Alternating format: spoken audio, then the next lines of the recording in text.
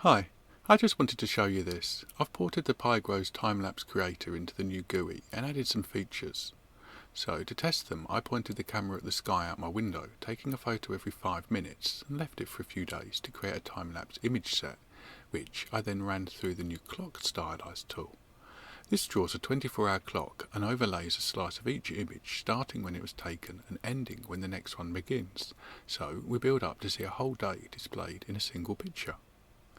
To help demonstrate what's happening, I've then used the new improved picture-in-picture overlay tool to put a scaled version of the original image in the top corner.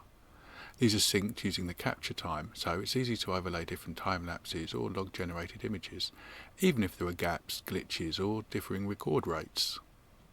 The clock display can be helpful for visualising day length and the changeability of light levels over time, so I'll be using it when I finally get the windowsill pigrow in place with its light sensors logging. But I also think it just makes a really cool image, and I'll be recording some time lapses of interesting landscapes where we can hopefully capture fascinating and beautiful things like the changing tides or effects of shifting weather conditions or foliage. With a recording over several months or even a whole year, we'll be able to see the changing lengths of the day. This one was started just before the shortest day, so it will be cool to try and leave it as long as possible to see if we can start seeing the days expanding out. Just for fun, I ran that image set through another stylized tool I've made. This time it builds up the image by overlaying only the difference between the two images. So as you can see in the first pass, the area that's dark in both images just gets a little noise.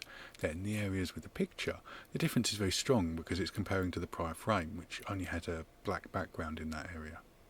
But if we look at the top corner, the different types of movement are obvious, with the more rapid changes turning to bright coloured static noise very quickly. The interesting bit is if we leave it to do a few days, the dark section starts to build up some cool looking noise. The blue bit between sundown and about 11 PM is probably the subtle effect of artificial light that isn't quite visible in the normal video.